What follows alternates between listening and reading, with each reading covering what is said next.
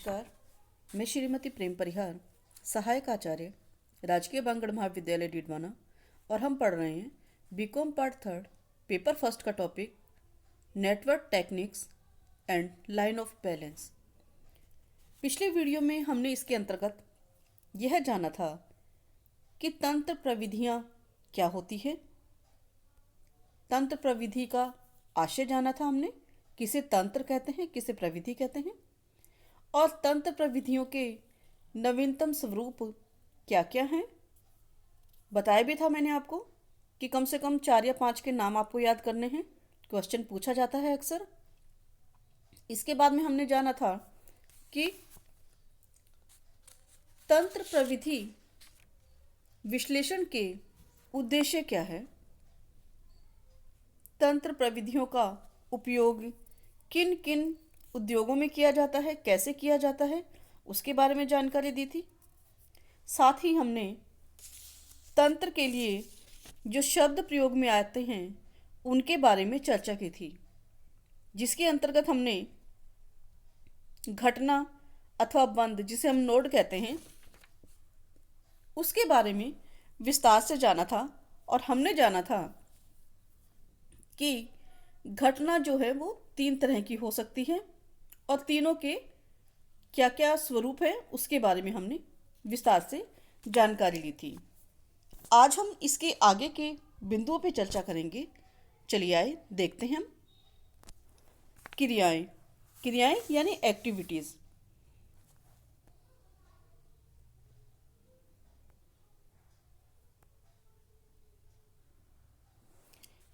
परियोजना की एक क्रिया या भाग जिसको प्रारंभ करने एवं समाप्त करने की निश्चित तिथि या समय होता है, क्रिया कहलाती है। इसमें समय तथा अन्य संसाधनों का उपयोग होता है।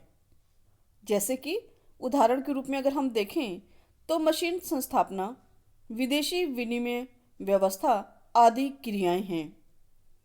तंत्र विश्लेषण में क्रिया को एक तीर के निशान द्वारा प्रदर्शित किया जाता है। एक एरो बनाया जाता है और उस एरो के माध्यम से हम इस क्रिया को जानते हैं, जिसका पार्श्व यानी पिछला भाग, क्रिया का पिछला जो भाग है, टेल जो है, वो क्रिया का प्रारंभिक बिंदु होता है, तथा शीर्ष या अगला भाग जहां हम एरो का निशान लगाते हैं उसे हम हेड कहते हैं, जो कि क्रिया की समाप्ति को बताता है।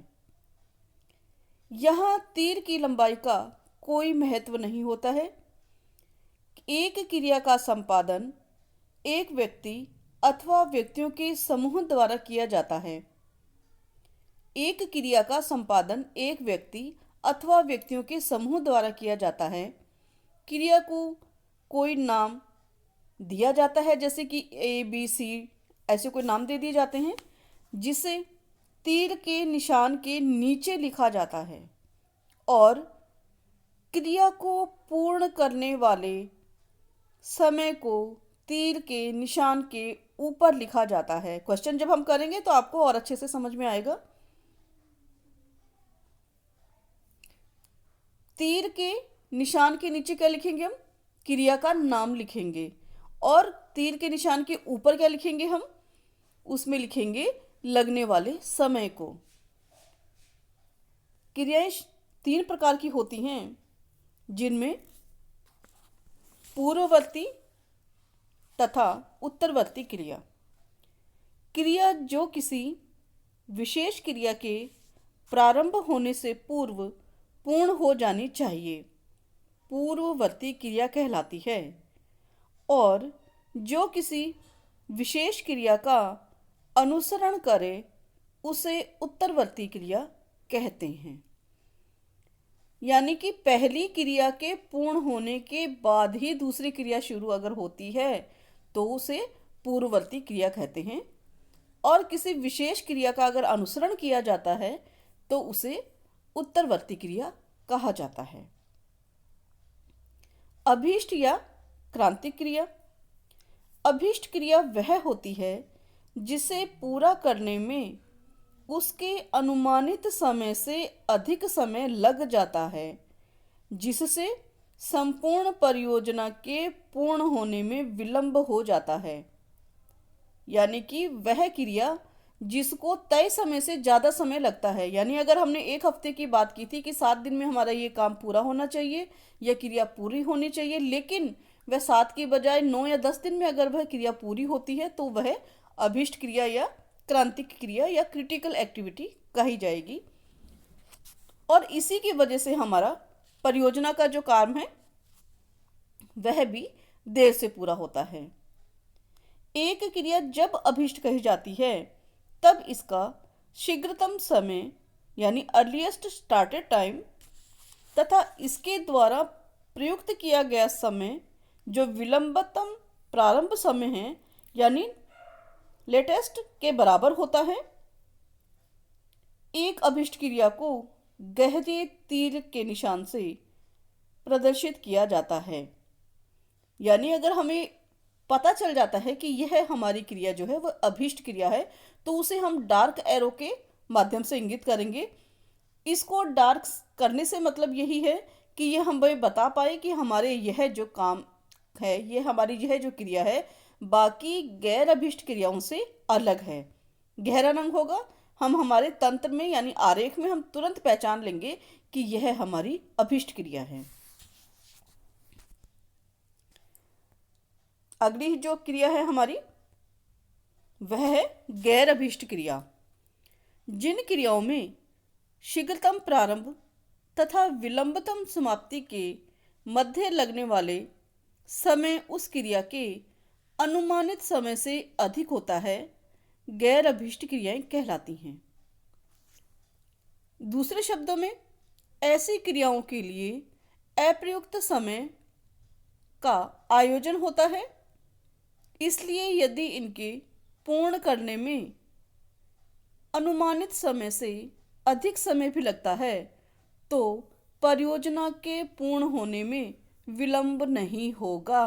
यानी कि अगर हमें 5 दिन में काम पूरा करना होता है और हम उसके लिए 7 दिन का समय देते हैं तो यह हमारे पूरी परियोजना को प्रभावित नहीं करती हैं, क्योंकि हमने उसे गैर अभिष्ट क्रिया के रूप में कितने दिन का समय दिया है? 7 दिन का समय दिया है। काम कंप्लीट करने में 7 दिन का समय दिया है। तो यहाँ यह क्रिया जो है, गैर अभिष्ट क्रिया जो है, हमारे संपूर्ण परियोजना के कार्य को प्रभावित नहीं करेगी। ये हमें ध्यान में रखना है। अभिष्ट क्रिया और गैर अभिष्ट क्रिया दोनों को हमें ध्यान में रखना है कि कौन सी तो हमारी अभिष्ट क्रिया है और कौन सी हमारी गैर अभिष्ट क्रिया है। अगला है इसे डम्मी या दिखावटी क्रिया। यह एक काल्पनिक क्रिया है जिसे शून्य समय क्रिया भी कहते हैं। यानी इस पर कोई अतिरिक्त समय अथवा संसाधनों को व्यय नहीं करना पड़ता। इसे चिन्हित रेखाओं या गहरी रेखाओं के तीरों द्वारा प्रदर्शित किया जाता है। यानी कि इसको डॉट डॉट लाइन द्वारा अगर हम प्रदर्शित करते हैं तो यह हमारी डम्मी एक्टिविटी होगी। एक डम्मी एक्टिविटी जो है हमारी वह अभीष्ट अथवा गैर अभीष्ट क्रिया हो सकती है तथा इसे तंत्र आरेख में एक क्रिया की दूसरी क्रिया पर निर्भरता प्रदर्शित करने के लिए तब प्रयुक्त किया जाता है जब एक परियोजना में 2 या 2 से अधिक क्रियाओं का एक ही शीर्ष और पार्श्व भाग होता है। यानी हेड और टेल अगर एक ही है तो ये हमारी डम्मी क्रिया होगी। दूसरा इसमें होगा 2 या 2 से अधिक क्रियाओं की पूर्ववर्ती क्रिया जो है कॉमन है यानी उभयनिष्ठ है, तो ये हमारी डम्मी क्रिया होगी। जैसा कि हम देख रहे हैं इस चित्र के अंदर कि दूसरी क्रिया के बाद में, दूसरे कार्य एक्टिविटी के बाद में जो हम काम है या तो हम तीसरी क्रिया पे आए या तीसरी से आके फिर हम चौथी पे जाएं। इसकी बजाय यह भी हो सकता है कि सीधा दूसरी से चौथी पे जाएं। तो यहाँ ये जो हमारी एक्टिविटी आ रही है तीसरी क्रिया की, यह हमारी तीसरी से चौथी पे जाने वाली जो एक्टिविटी है हमारी, यह डम्मी एक्टिविटी है। यानी कि इसके अंतर्गत जो पिछला हमारा पार्श्व भाग है वह एक ही है कि दूसरी से स्टार्ट हो रही हैं ये, और जाना कहाँ है, इसको चौथी क्रिया पे जाना है, और ये हमारी डमी एक्टिविटी के रूप में प्रदर्शित की जाती है। ये हमें ध्यान में रखना है कि डमी एक्टिविटी जो है हमारी डॉट डॉट डॉट डॉट रेखा से होगी। इसको हम इंगित करेंगे किससे? डॉट डॉट रेखा से। फिर है हमारा पथ। किसे पथ कहेंगे हम? यह परियोजना अनुक्रम की एक विशिष्ट भाग को प्रदर्शित करता है जो प्रथम क्रिया से प्रारंभ होकर अंतिम क्रिया पर समाप्त होता है। यानी 1 से लेकर के 5 तक अगर हमारी एक्टिविटी है तो इन 1 से 5 की एक्टिविटी के बीच में जो कार्य होंगे, पहले से लेकर के लास्ट एक्टिविटी तक का जो कार्य होगा वह पथ कहलाया जाएगा। इसमें प्रत्येक क्रिया के लिए तुरंत आगे की क्रिया होती है, यानी एक क्रिया के समाप्त होते ही दूसरी क्रिया प्रारंभ हो जाती है, तो इसे हम पथ कहेंगे। अगला बिंदु है हमारा क्रांतिक पथ। क्रांतिक पथ क्या होता है? यह तंत्र पर प्रथम घटना से अंतिम घटना तक जाने में अधिकतम समय लेने वाला सर्वाधिक लंबा पथ होता है। क्रांतिक पथ यह तंत्र पर प्रथम घटना से अंतिम घटना तक जाने में अधिकतम समय लेने वाला सर्वाधिक लंबा पथ होता है। यह कुल परियोजना अवधि का निर्धारण करता है तथा अधिकतम संसाधनों का उपभोग करता है।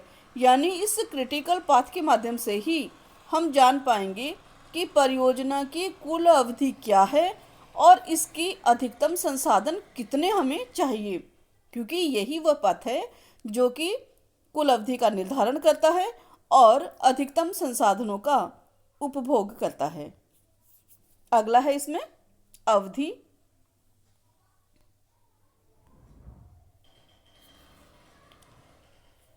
ड्यूरेशन हमारी क्या होगी?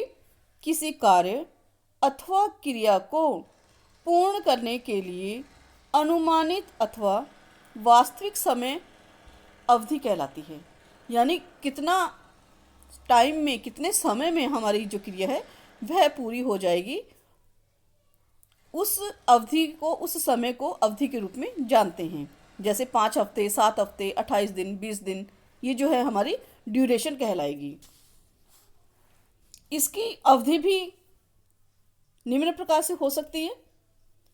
कुल परियोजना समय, टोटल प्रोजेक्ट टाइम, यह वह समय है जो परियोजना को पूरा करने में लगेगा और जिसे अभीष्ट या क्रांतिक क्रियाओं के नाम से जाना जाता है। दूसरे शब्दों में यदि हम कहें तो यह क्रिटिकल पाथ अवधि है, यानी क्रांतिक पथ की अवधि है। कुल परियोजना समय बराबर क्रांतिक पथ अवधि बराबर होती है, इक्वल होती है हमेशा। ये हमें ध्यान में रखना है। अगला है इसमें शीघ्रतम प्रारंभ समय। अर्लीस्ट टाइम हमारा क्या होगा?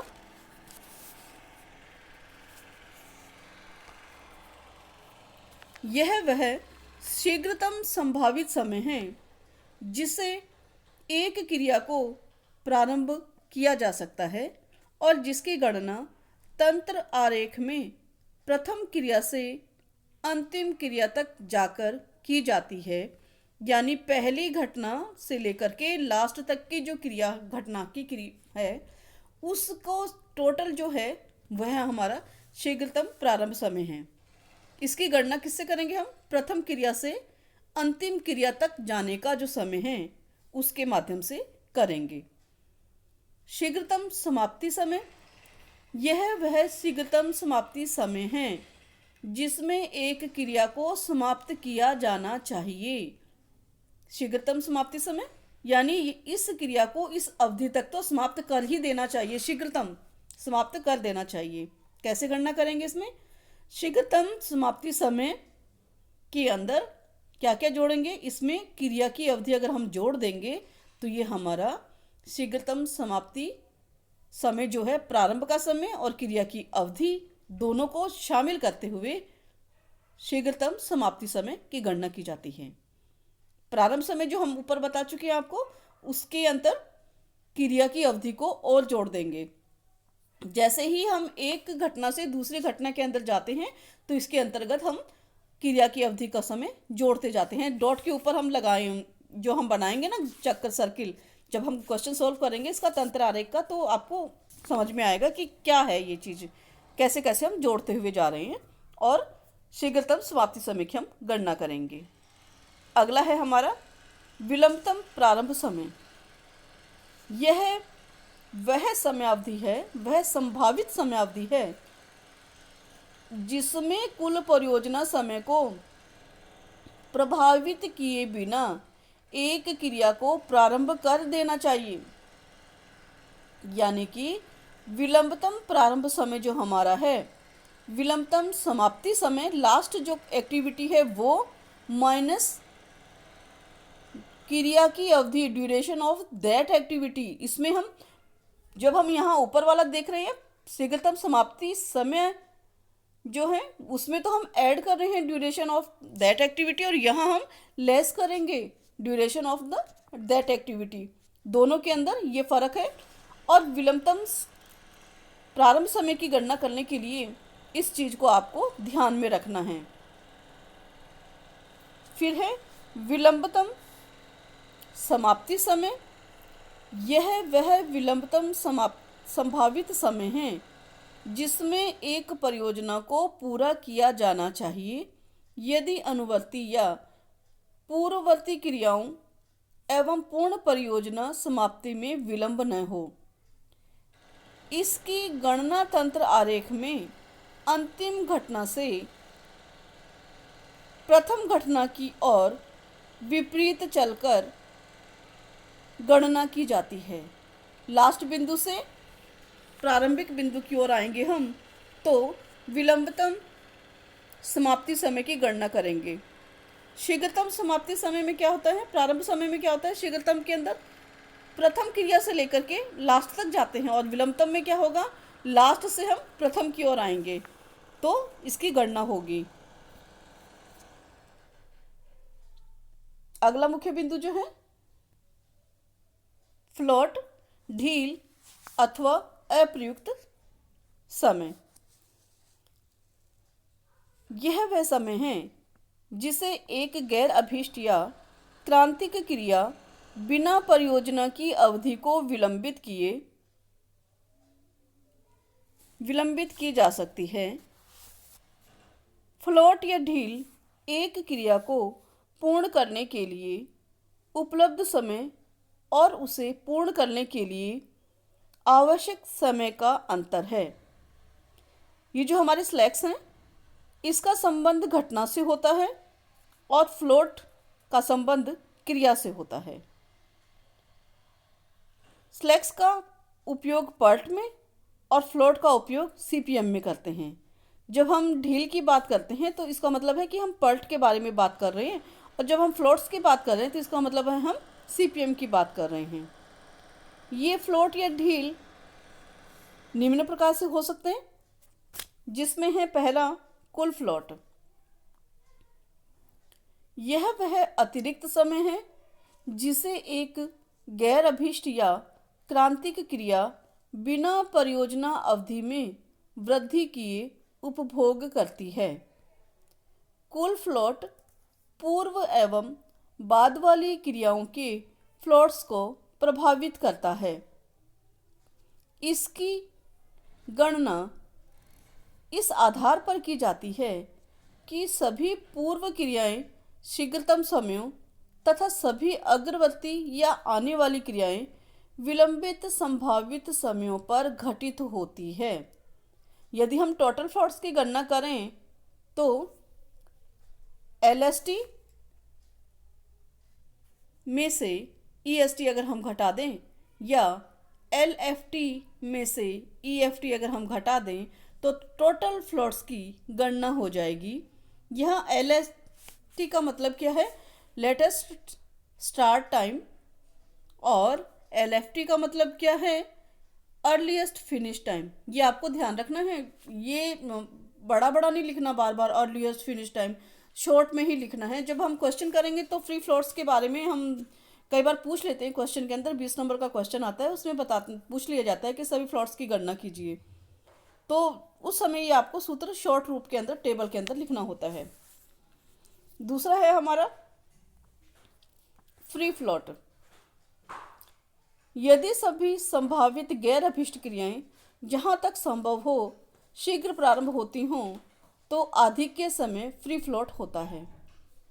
फ्री फ्लोट का यदि उपयोग किया जाए तो यह बाद वाली क्रियाओं के फ्लोट को परिवर्तित नहीं करता है, यानी कि यदि एक क्रिया फ्री फ्लोट अवधि से विलंबित होती है तो इस कारण बाद वाली क्रियाएं विलंबित नहीं होती। अगला है इसमें स्वतंत्र फ्लोट। किसी क्रिया का फ्लोट जो किसी अन्य क्रिया के फ्लोट को परिवर्तित नहीं करता है स्वतंत्र फ्लोट कहलाता है।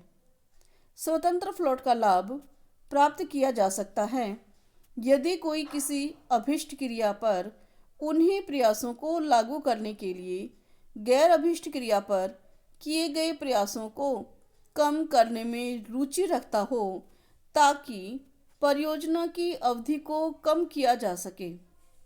किसी क्रिया से संबंधित स्वतंत्र फ्लोट पूर्व क्रियाओं को विलंबित करके कम नहीं किया जा सकता, जबकि ऐसी कमी स्वतंत्र फ्लोट के साथ देखी जा सकती है। स्वतंत्र फ्लोट यदि ऋणात्मक हो तो इसे शून्य मान लेना चाहिए। जब हम डायग्राम में लिखेंगे तो अगर कहीं पे भी अगर माइनस में आ रहा होगा, टेबल में भी अगर कहीं हम लिखते हैं स्वतंत्र फ्लोट की गणना करते हैं, इंडिपेंडेंट फ्लोट की अगर हम गणना करते हैं और ये ऋणात्मक अगर आ रहा है तो वहाँ हमें इसे शून्य मान लेना है। अगला है हमारा मुख्य इसमें तंत्र अथवा तीर आरेख। तंत्र आरेख समस्त परियोजना क्रियाओं को रेखाचित्रीय प्रस्तुति है। इसमें किसी परियोजना के नियोजन तथा उसके निष्पादन हेतु अनुसूचियों का निर्माण करने के लिए विभिन्न क्रियाओं के मध्य अनुक्रमिक संबंध को दर्शाया जाता है, यानी कि यह एक आरेख है जो सभी घटनाओं एवं क्रियाओं को क्रमिक रूप में, जैसे कि पहले के बाद में दूसरी क्रिया, दूसरी के बाद में तीसरी क्रिया अगर हमें पूर्ण करनी है तो क्रमिक रूप में उनके अंतः संबंधों तथा अंतः निर्भरता के साथ दिखाया जाता है। इसका प्रयोग सामान्यतः उन कार्यों के लिए किया जाता है जिनका निष्पादन श्रृंखलाबद्ध तरीके से होता है। इसमें व्यावसायिक अवरोधों को न्यूनतम समय में पूरा करने का प्रयत्न किया जाता है। तंत्र आरेख को तीर आरेख भी कहते हैं क्योंकि इसमें प्रत्येक क्रिया को तीरों से तथा क्रियाओं का क्रम की दिशा के द्वारा निर्धारित किया जाता है। यह बाईं से दाईं ओर होता है। जब हम डायग्राम बनाएंगे तो हमें ध्यान रखना है कि बाईं से दाईं ओर बढ़ते हुए होना चाहिए। पहली क्रिया दूसरी क्रिया ये बाईं से दाईं ओर तीर के निशान से होनी चाहिए। और अगर हम तीर के निशान से किसी भी क्रियाओं के अंतः संबंधों और अंतः निर्भरता को अगर हम देखते हैं, लिखते हैं, किसी डायग्राम के माध्यम से करते हैं तो यह हमारा तंत्र आरेख कहलाता है।